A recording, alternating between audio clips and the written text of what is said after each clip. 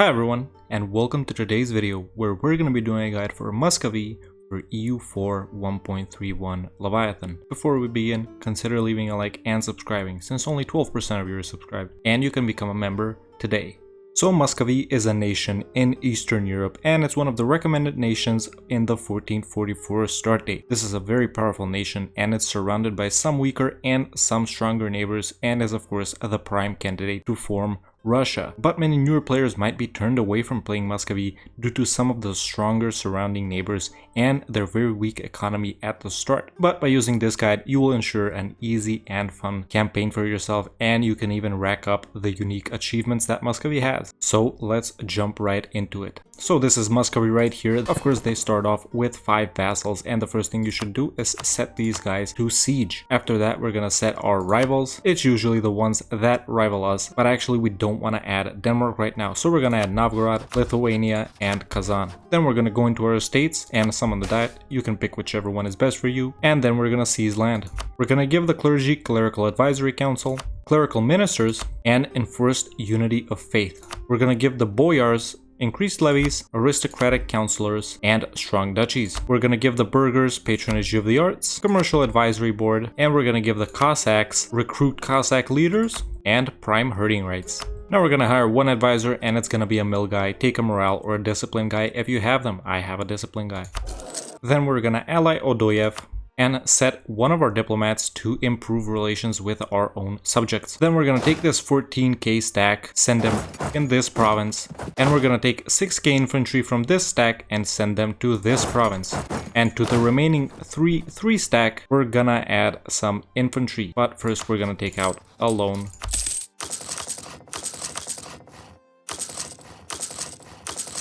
And there we go. The first stack is going to be 16-4 and the second stack is going to be 10-3. And then to this first stack, we're going to add our general that we have, and on the second stack we're gonna give our ruler command. And now we're gonna wait for December 12th so we can declare on Novgorod. And now we're gonna be declaring on Novgorod straight away. They usually only ally one of these 3 nations, Tver, Odoyev, and Ryazan. In my case, they haven't allied any of them yet, but it still doesn't matter. We're gonna be declaring on them, and I'm personally gonna be focusing on the forts in Novgorod and Luki, and let my subjects take care of the rest. In the meantime, you should also start improving relations with Odoyev and giving them military access, royal marrying them, all the stuff that we can do to vassalize them. And just like that, it hasn't even been 2 years and I've already 100%ed them. Now this is what we're gonna do in this first war. First, we're gonna humiliate them just to get the age objective ticked off, and then we're gonna start taking their border provinces starting from here. So we're gonna take this one, this one, this one, this one, this one, this one, and basically that's as much as we can take in this first war. And boom, there we go. Now I am gonna give this province to my vassal Puskov because I don't want to pay to core it and I don't want to be paying for the fort either, but I am gonna be coring the rest. And there we go, just like that, our first war with Novgorod is done, and we also have a CB for the next war. Now we're also gonna start building a spy network on some of these guys over here, Ryazan or Tver, it doesn't matter which one. We're gonna be conquering first one of them and then the other. In my case, I'm gonna start spying on Tver right here, and with the other subject I'm gonna keep improving relations with Odoyev in order to vassalize them, and we'll be declaring this war in about a year. Muscovy starts with the unique government reform called a Russian Principality, which gives you -1 national rest, plus 5% national tax modifier, and plus 100 governing capacity. This is a pretty decent government type, but the problem is we can't actually upgrade from a duchy. Now while we're in this screen, we also have the unique government interactions, which also remain the same when you become Russia. Basically we have Reform Sudbenik, which gives us -10 autonomy in all provinces, a very powerful interaction. Then we have Support Oprichnina, which gives us -30% progress for all rebel factions. And we also have Raise Streltsy, which will give us, in my case, 7 Streltsy regiments in our capital, impact war exhaustion by -2, but it will increase our stab cost by +20%. Now the Streltsy are a very strong unit type, and you do want them included in your army. You just gotta keep in mind that your stab cost will be very high, and we will be recruiting them later. And now we wait until we get a spy network on Tver or Ryazan and until we vassalize Odoyev. At this point, you should also hire an admin and Diplo advisor. At this point, you might also be tempted to ally and royal marry Tver and Ryazan in the hopes that you will get them in a PU because you do have the same dynasty as them. But trust me, it's not worth having a PU that has 4 provinces and another PU that has 3 provinces. These guys will only keep your relationship slots locked up for 50 years. So it's better to just conquer them. And it's only been about a year, and around the same time I can vassalize Odoyev, and I do have a spy network on Tver. And now I'm getting a claim on Tver, and there we go, I just vassalized Odoyev. And now we have 6 subjects. I'm also gonna set them to siege. And now we're also gonna be declaring a war on whichever of these two we built a spy network. I built mine on Tver, so I'm gonna declare on them, and I am gonna co-belligerent Ryazan because they're only allied to each other. Sometimes Ryazan can ally someone like Lithuania or maybe Novgorod, but it doesn't even matter. You can still beat anyone. During this war, you should also start building a spy network on Kazan and on the Great Horde. And there we go, I full occupied both Tver and Ryazan. Now in your case you might not be fighting both of them at the same time like me, but either way it's the same principle pretty much. So I am gonna be piecing out Ryazan, and I did transfer occupation of all of Ryazan to my vassal Odoyev, and now when piecing out Ryazan I'm just simply gonna give everything to Odoyev and take all their money. But when piecing out Tver, I am going to be taking these provinces for myself, as well as all their money.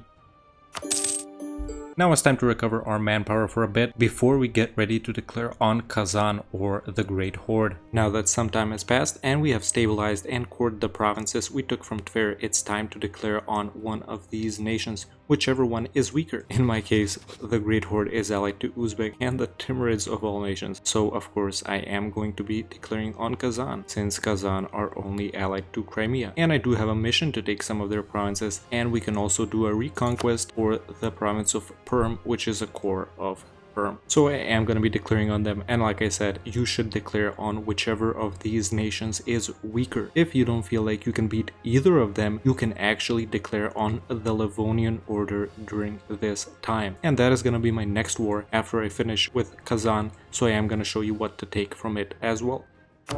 If you are fighting Kazan or the Great Horde like me, now is the time to build a spy network on the Livonian Order. Make sure to avoid fighting these two nations on steppes, since they are hordes and you might lose to them. As you can see, some of my vassals made a mistake here, and as soon as Kazan reinforces, they are gonna lose. But if you go into the simple terrain map mode, you can see every province that is a steppe basically, and you want to avoid fighting them in these provinces. If you need to fight them, let them come to you, or maybe if you have a good numbers advantage, then you can fight them. And I just 100%ed Kazan, and I did this without fighting a single battle. Well, the same can't be said for my vassals, but I white piece Crimea, and this is what I am going to take from them. Basically, I'm gonna take my 2 claims from my mission. Just take every claim that you have. I'm gonna give my subject Perm their core back, as well as these 2 provinces right here, and I'm also gonna take one more province, sort of up to 50 aggressive expansion, and of course all their money and war reps.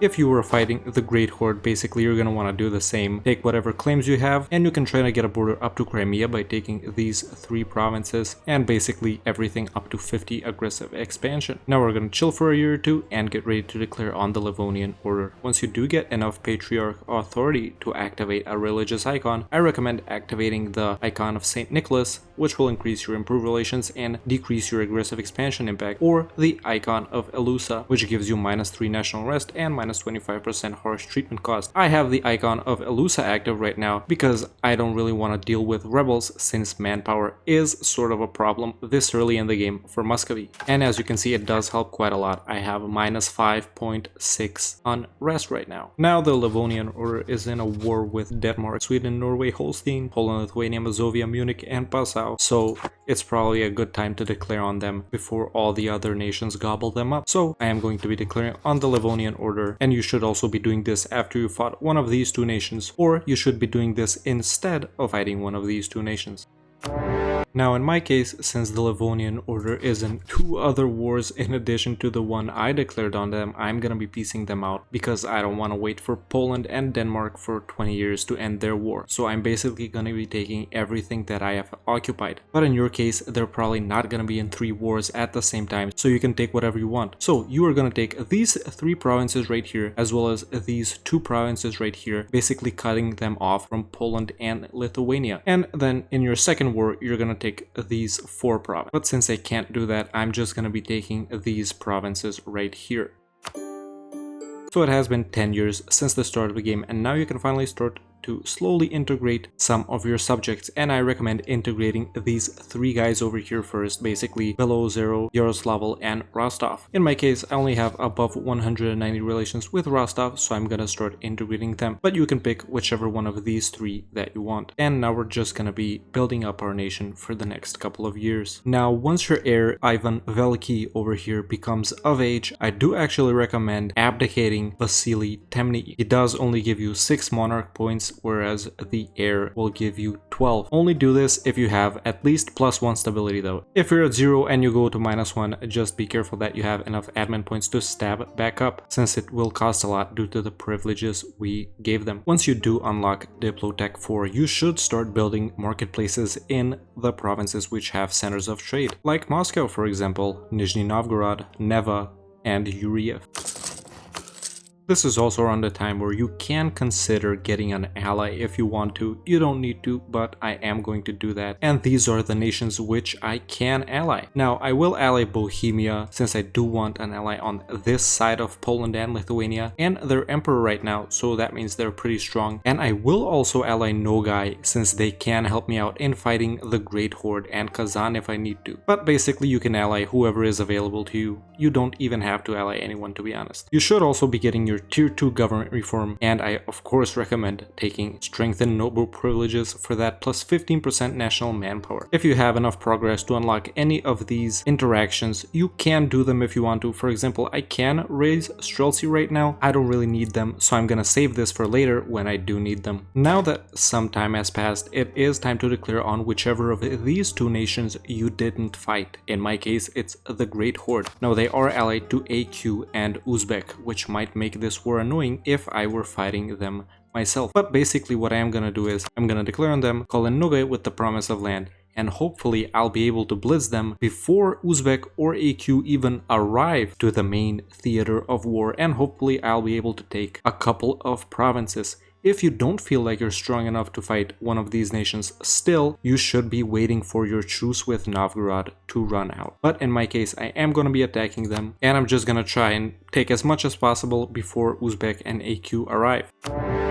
Once again, try to avoid fighting them on steppes. Although this isn't much of a problem right now, since I do have Miltech 4 while they have Miltech 3, so keep an eye out for this as well. And there we go, I've managed to get about 75% war score from the Great Horde. I did manage to piece out Uzbek, but I honestly can't be bothered to go siege down AQ. So this is what you are gonna take from the Great Horde, and you would take something like this if you were fighting them in that first war instead of Kazan like me. So I am gonna be taking these 3 provinces just so I can get connected to Crimea down here, and I'm gonna take one more province, maybe not too much because of aggressive expansion, so about these 4 provinces right here. I'm also gonna make them annul their alliance to Uzbek. I'm gonna get war reps, and I'm gonna take as much money as possible. And with that wrapped up, it's time to deal with some rebels obviously and prepare for our second war with Novgorod. For your first idea group, you should of course take religious ideas as Muscovy. Muscovy or Russia without religious ideas as their first idea group? Come on, bro. This idea group will help you a ton with a long-term stability in all your conquered provinces, and you will definitely need it to convert these Sunni, these Catholic, and these Catholic provinces. Basically, you're gonna be converting everywhere you go. We could also use that minus 25% stab cost, and of course one of the best CBs in the game. Now once you do get to 100% force limit, you will be able to unlock the Invade Novgorod mission, which gives you claims on the entirety of Novgorod. You could also do this initially before invading them, but it's not really necessary. I did it right now in my case. You can do it whichever way you want, either before the second war or before the first one. And of course once your truce with Novgorod runs out, you should immediately be declaring on them again. And after this quick and easy second war against Novgorod, we're basically going to be taking as much as we can in the peace deal. Rate my encirclement, am I right? Now it's time to chill, build some buildings, embrace the Renaissance, fix our economy, and basically wait until a truce with one of the nations we were previously fighting, like Kazan, the Great Horde, and the Livonian Order, runs out. During this time, you should also be integrating subjects. Like I said, starting with these guys over here, I already integrated Rostov, so now I'm gonna integrate Belozero or Yaroslavl. And now that my truce with the Livonian Order is up, I am going to be declaring on them once again and full annexing them. If you fought them in a different order than me, then you might be declaring on Kazan or the Great Horde during this time, which I will do after I clean up the Livonian Order. During this time, you should also start building some light ships in order to protect trade in Novgorod and the Baltic Sea. For your first age objective, you basically have two options. You can either go with Justified Wars, for that minus 10% aggressive expansion impact, or you can go for the transfer subject at half cost peace treaty, which you can use to steal Norway from Denmark, cut down Sweden a bit and then steal them from Denmark as well, or reduce Lithuania by around half and then steal them from Poland. And this is totally your choice. I'm personally going to be going for the Justified Wars ability. And of course, in your second war against the Livonian Order, you are going to full annex them.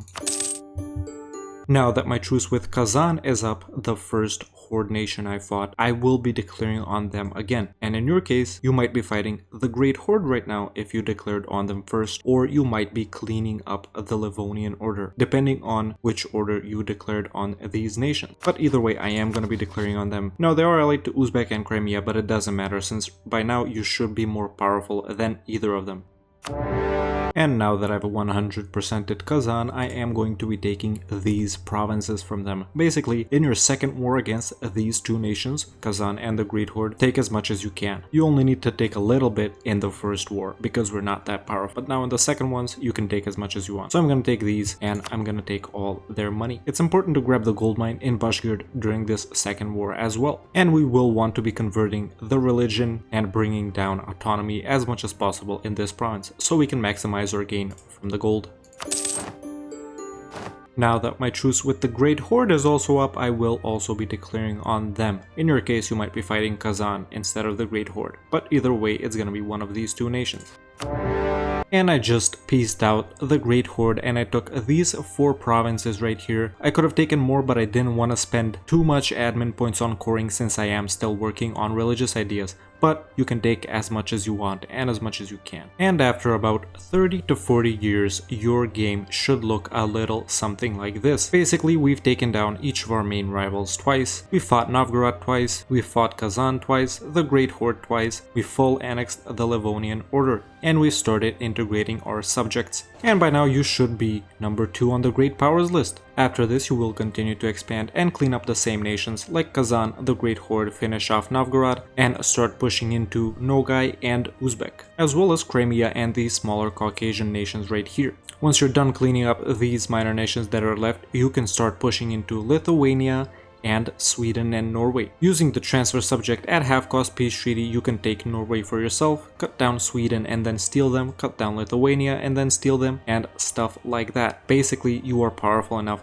to take on any of your neighbors right now, and you should be doing that, fighting Poland, Lithuania, and Denmark, Norway, and Sweden after you've cleaned up Novgorod, Kazan, the Great Horde, and pushed into the hordes a bit. Once you get enough missionary strength, you should of course immediately start to convert all the provinces that you can, and you should focus on fulfilling religious ideas as soon as possible to unlock the second best CB in the game after imperialism. Speaking of idea groups, for your second idea group, you should take trade ideas. These will immensely help Russia's sort of poor economy at the start, and you also have a +1 missionary strength and plus 10% goods produced policy combined with religious ideas. Then you will focus on pushing all the trade from all of these trade nodes over here and in Asia to Novgorod, and once you have expanded enough in the Baltic Sea, you should move your main trade node to there, and further down the line, sort of after the 1650s, you should move it to Lubeck as well, if that's your goal for expansion. If not, you can just keep it in the Baltic Sea, and you should be routing all the trade invade into the Baltic Sea. After that, for the idea groups, it's pretty much your choice. You can go full quantity and enjoy Russia's massive army. You can go quality to upgrade your army quality. You can take offensive, admin ideas to help with that governing cap and core creation cost, influence a diplo if you want to go subject heavy. It's pretty much your choice. And of course, once admin tech 10 comes around, you will immediately be forming Russia. Once you do form Russia, you are of course gonna take new traditions and ambitions. And you will also receive the Tsardom government type, which gives you plus 20% national manpower, minus 0.05 monthly autonomy change, plus 0.5 yearly absolutism, and plus 250 governing capacity. For your tier 3 government reform, you can pick whichever one you want, but I recommend going for max promoted cultures plus 2 because we are gonna be conquering lots of different cultures. For the fourth one, you can take whichever one you want. I do recommend administrative clergy for that plus 1 admin policy. For tier 5, you should of course take royal decree. For tier 6, you should take l'état c'est moi, and for tier 7, you should take political absolutism. By forming Russia, not only do you get the Tsardom government type and their insane national ideas, but you can also unlock the Siberian frontier idea, which basically allows you to colonize uncolonized provinces for free. Well, not for free, it costs some monarch points, but it's basically free. And you can also claim entire states by building a spy network. So basically, if I had a spy network on Uzbek, instead of just claiming this province right here, I could actually claim this entire area right here, and that goes for all areas in the game. Once you have formed Russia, you should of course focus on expanding in the Ural, West Siberia, getting all the way to East Siberia, taking Manchuria, Korea, Mongolia, Central Asia, the Pontic Steppe, the Caucasus, the Baltic, Poland, and basically whatever you want. You will be blobbing very hard and very quickly. And after using this initial strat, you will have a very strong game as Muscovy going into Russia. There is one achievement Muscovy can do, and it's basically to form Russia, which you will be doing anyway, and the other one is the relentless push east, but that's a whole nother video. Let me know in the comments below what's the next nation that you would like to see a guide on. If you enjoyed this video, don't hesitate to leave a like and subscribe, since only 12% of you are subscribed, and you can become a member today and join the Discord. The link is in the description. Thank you so much for watching, and I'll see you next time with another EU4 video.